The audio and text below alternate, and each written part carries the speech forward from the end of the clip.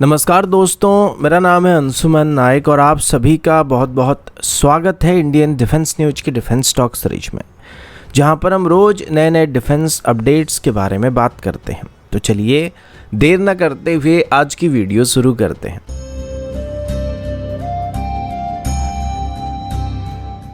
वैसे वीडियो शुरू करने से पहले आप सभी को महाशिवरात्रि की ढेर सारी शुभकामनाएं। इसी के साथ ही एक बार हर हर महादेव के नाम से आज की वीडियो शुरू करते हैं।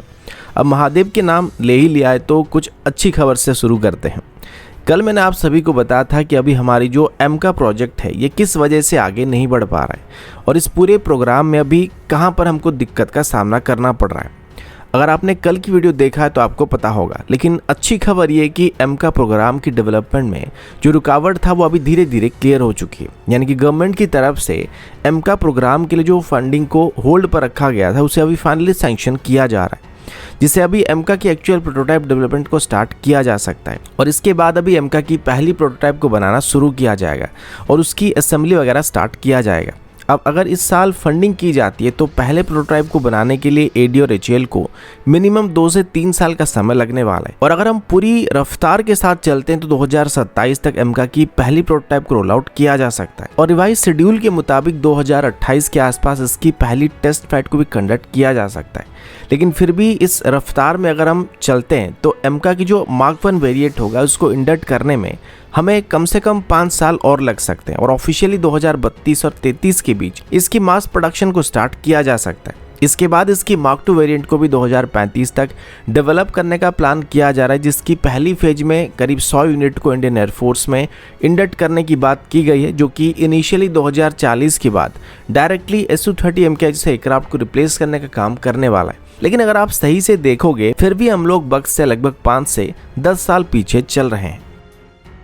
अगला अपडेट डीआरडीओ की तरफ से। रिसेंटली एनडीटीवी की तरफ से एक डिफेंस समिट को आयोजित किया गया था और इस समिट के दौरान डीआरडीओ की chief doctor Sameer V Kamat ने कुछ नए सिस्टम को डेवलप करने के बारे में जिक्र किया है। उनके मुताबिक अभी हम जिस टेक्नोलॉजी को देख रहे हैं आने वाले कुछ दिनों में हो सकता है वो टेक्नोलॉजी पुरानी हो जाएगी और हो सकता है वो टेक्नोलॉजी सभी के पास आ जाएगी, तो उसके बाद हमारे पास कोई भी एक्स्ट्रा एडवांटेजेस नहीं रहेगा। एग्जाम्पल के तौर पर देखें तो 2010 से पहले दुनिया का सबसे बेहतरीन फाइटर जेट F-22 रैप्टर हुआ करता था, जो कि दुनिया का पहला 5th जनरेशन फाइटर भी था, जिसे टक्कर देने वाला कोई भी एयरक्राफ्ट नहीं बना था और ना ही उसको डिटेक्ट करने वाला कोई रडार बना था और ये टेक्नोलॉजी तब सिर्फ यूएस के पास ही मौजूद था। लेकिन अभी की बात करें तो अभी भारत समेत कई और देश है जो कि स्टेल्थ एयरक्राफ्ट को डेवलप करने की कोशिश कर रहे हैं, जिसमें चाइना और रशिया पहले से ही 5th जनरेशन एयरक्राफ्ट को डेवलप कर चुके हैं। तो अभी यूएस के पास वो एडवांटेजेस नहीं रहा जो पहले हुआ करता था। वैसे ही ड्रोन्स भी अभी जिस तरीके से कोहराम मचा रखे हैं, तो डीआरडीओ के चीफ के मुताबिक आने वाले कुछ सालों में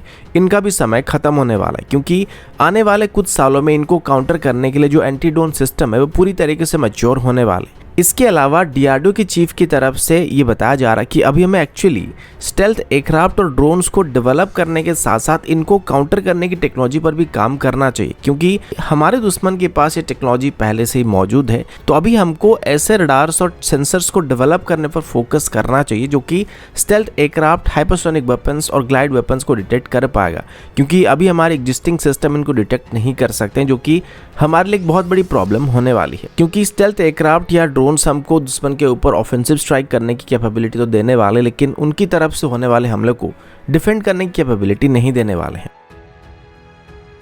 अगला अपडेट इंडियन एयरफोर्स की तरफ से, और अभी हम इंडियन एयरफोर्स की क्लोज कॉम्बैट मिसाइल के बारे में बात करने वाले हैं। अभी की बात करें तो अभी इंडियन एयरफोर्स की तरफ से जितने भी फाइटर जेट को ऑपरेट किया जा रहा है वो सब अलग अलग रीजन्स हैं और अभी उन सभी में अलग अलग तरह की वेपन्स और मिसाइल का इस्तेमाल किया जाता है। अभी हम खास करके क्लोज रेंज या हीट सीकिंग मिसाइल के बारे में बात करने वाले हैं। अगर आप देखोगे तो हमारे अलग अलग एयरक्राफ्ट जैसे कि रशियन ओरिजिन सुखोई और मिग-29 जैसे एयरक्राफ्ट में हम R-73 मिसाइल का इस्तेमाल करते हैं। जगुआर और तेजस में अभी हम SRAM मिसाइल का इस्तेमाल कर रहे हैं। इसके अलावा तेजस में पाइथन का भी इस्तेमाल किया जा रहा है। इसके बाद मिराज 2000 और रफाल में माइका मिसाइल का इस्तेमाल कर रहे हैं। लेकिन अलग अलग प्लेटफॉर्म में अलग अलग ओरिजिन की मिसाइल को इस्तेमाल करने से जो इनकी ऑपरेटिंग कॉस्ट होता है या फिर मेंटेनेंस कॉस्ट होता है वो काफ़ी बढ़ जाता है, जिस वजह से अभी इंडियन एयरफोर्स की तरफ से अपनी सभी प्लेटफॉर्म में एक ही मिसाइल को इस्तेमाल करने का फैसला किया गया है। इसको लेके अभी इंडियन एयरफोर्स की तरफ से डीआरडीओ को एक common close combat missile platform को डेवलप करने के बारे में कहा जा, जो कि शायद हमारा future next generation close combat missile होने वाला है। इसके अलावा अभी के लिए इमरजेंसी के लिए इंडियन एयरफोर्स की तरफ से तेजस में इस्तेमाल होने वाली एसराम और पाइथन 5 जैसे मिसाइल को भी अपनी स्टैंडर्ड क्लोज रेंज मिसाइल के पैकेज में अडॉप्ट करने के बारे में सोच रही है, जिनको अभी सुखोई और मिग 29 में इंटीग्रेट किया जा सकता है। लेकिन इसके बावजूद एमका में इन मिसाइल का इस्तेमाल नहीं किया जाएगा, बल्कि एमका के लिए कंप्लीट नई क्लोज रेंज की मिसाइल को डेवलप करने के लिए इंडियन एयरफोर्स की तरफ से डीआरडीओ को रिक्वेस्ट किया जा रहा है, जिसको लेकर अभी डीआरडीओ और कुछ प्राइवेट सेक्टर कंपनी साथ मिलकर काम करना शुरू करने वाले हैं। अगला अपडेट भारत और नाइजीरिया की तरफ से। रिसेंटली नाइजीरिया की तरफ से इंडियन डिफेंस इंडस्ट्रीज के साथ कोलैबोरेट करने का प्रपोजल दिया गया था, और वैसे भी नाइजीरिया भारत की एक्सपोर्ट इंटरेस्टेड कंट्रीज के लिस्ट में आती है और उस रीजन में आता है जहां पर हमारा डिफेंस एक्सपोर्ट करने का इरादा है। तो उस वजह से अभी भारत की तरफ से एक हाई लेवल की डेलीगेशन टीम को नाइजीरिया भेजने का फैसला किया गया। इस टीम को डिफेंस मिनिस्ट्री की एडिशनल डिफेंस सेक्रेटरी अनुराग वाजपेयी लीड करने वाले, और 7 मार्च को 33 मेंबर वाली एक टीम को भारत की तरफ से नाइजीरिया के लिए भेजा जा चुका है। इस टीम में हमारी सभी मेजर प्राइवेट और पब्लिक सेक्टर कंपनीज की हाई लेवल ऑफिशियल मौजूद है, जिसमें Bharat electronics limited, Hindustan aeronautics limited, VML, Mazagon dock limited, Goa सेपेड, advance weapons and equipment India limited, L and T, Tata और कल्याणी ग्रुप जैसे और भी कई कंपनी के मेंबर शामिल हैं। इस विजिट के दौरान हमारा जो मेन एजेंडा होने वाला है वो नाइजीरिया की डिफेंस नीड्स को समझकर नाइजीरिया के अंदर एक कंप्लीट डिफेंस इकोसिस्टम को एस्टेब्लिश करना है, जो कि नाइजीरिया की डिफेंस रिक्वायरमेंट को पूरा कर पाएगा। और इसे अगर भारत के नजरिए से देखा जाए तो इसमें भारत नाइजीरिया में अपनी एक डिफेंस हब को बनाना चाहता है, जहां से भारत आगे चल के पूरे अफ्रीकन कंट्रीज को आर्म्स और अम्युनिशन को सप्लाई कर पाएगा, और उसका सेंटर नाइजीरिया होने वाला है। इस दौरान भारत की तरफ से नाइजीरिया को अपनी तेजस और लाइट कॉम्बैट हेलीकॉप्टर को भी ऑफर किया गया था, जिनको टीओटी के साथ वो चाहे तो मैन्युफैक्चर कर सकते हैं। वैसे नाइजीरिया पहले से ही चाइनीज ओरिजिन JF-17 को इस्तेमाल कर रही है, तो उनका तेजस का इस्तेमाल करने को लेकर हम सवाल कर सकते हैं। लेकिन भारत यहाँ पर अफ्रीकन नेशन में अपनी प्रेजेंस को बढ़ाना चाहता है, जिससे अभी चाइना डोमिनेट कर रहा है। तो अभी भारत चाइना की मार्केट को वहाँ से एंड करके अपनी मार्केट प्रेजेंस को वहाँ पे बढ़ाने की कोशिश करने वाला है। अगला अपडेट डीआरडीओ की तरफ से। अभी हम डीआरडीओ की तरफ से डेवलप किए गए एक ऐसे वेपन प्लेटफॉर्म के बारे में बात करने वाले हैं, जो कि दुश्मन की सबमरीन के लिए एक बहुत बड़ा खतरा बनने वाला है। तो रिसेंटली डीआरडीओ की तरफ से कोचिन शिपयार्ड की इंटरनेशनल शिप रिपेयर फैसिलिटी के अंदर एक high endurance autonomous under water vehicle का टेस्ट किया गया था। ये एक इसका पहला टेस्ट था जिसमें सरफेस कंडीशन में इसको टेस्ट किया गया था। जिस तरीके से आजकल के ड्रोन्स और लॉटरिंग मुनिशन एयर में तबाही मचा सकते हैं, ठीक वैसे ही ये HEAUE पानी के अंदर लॉटरिंग मुनिशन का या ड्रोन का काम करने वाला है।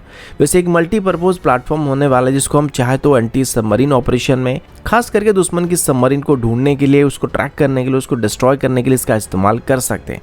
और ये कोई टॉर्पिडो नहीं है कि दुश्मन इसको इवेड कर सकता है। इसके बाद हम माइन काउंटर मेजर के लिए इसका इस्तेमाल कर सकते हैं, सर्वेलेंस के लिए इस्तेमाल कर सकते हैं, या फिर डीप सी बेड मैपिंग के लिए भी इसका इस्तेमाल किया जा सकता है। इसकी लेंथ करीब 9.75 मीटर और इसका डिस्प्लेसमेंट करीब 6 टन के आसपास है, और ये करीब 300 मीटर की गहराई तक भी जा सकता है और लगातार 15 दिन तक ऑपरेट कर सकता है। दोस्तों अभी के लिए इतना ही, मिलता हूँ आपसे अगले वीडियो में, तब तक के लिए जय हिंद, वंदे मातरम।